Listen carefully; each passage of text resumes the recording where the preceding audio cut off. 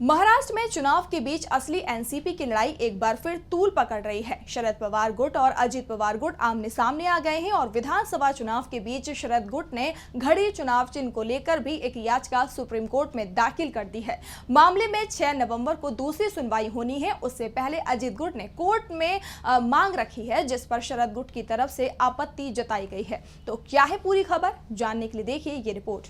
महाराष्ट्र में अजित पवार गुट और शरद पवार गुट में घड़ी चुनाव चिन्ह को लेकर खींचतान जारी है। शरद गुट ने सुप्रीम कोर्ट में याचिका दाखिल कर मांग की है कि इस विधानसभा चुनाव में अजित गुट को उनकी पार्टी के वास्तविक चुनाव चिन्ह घड़ी का इस्तेमाल करने से रोक लगाई जाए।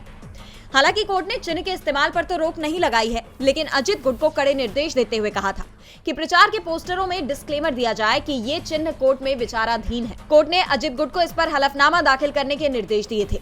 6 नवंबर को मामले में अगली सुनवाई होनी है, लेकिन अजित गुट ने हलफनामा दाखिल करने के लिए कोर्ट से 2 दिन का वक्त और मांगा है। इसके साथ ही उन्होंने इस सुनवाई को 11 नवंबर तक टालने की मांग की, लेकिन शरद गुट की तरफ से इस पर आपत्ति जताई गई। उनके वकील अभिषेक मनु सिंघवी ने इस मांग को पूरी तरह से गलत बताया और तर्क दिया कि उनके पास कई वरिष्ठ काउंसिल है, फिर उन्हें क्यों वक्त चाहिए। इस पर मामले की सुनवाई कर रहे जज जस्टिस कांत ने कहा कि आप 6 नवंबर को हलफनामा दाखिल करें। बता दें कि पिछली सुनवाई में कोर्ट ने अजित गुट को आदेशों का पालन न करने पर कड़ी कार्रवाई की बात कही थी।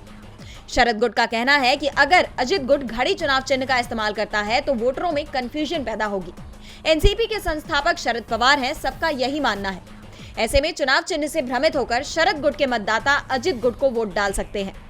सिंघवी ने शरद गुट की तरफ से दलील देते हुए कहा था कि किसी भी गुट को पार्टी के सिंबल का फायदा नहीं मिलना चाहिए। ऐसे में दोनों गुटों को नया चुनाव चिन्ह दिया जाए।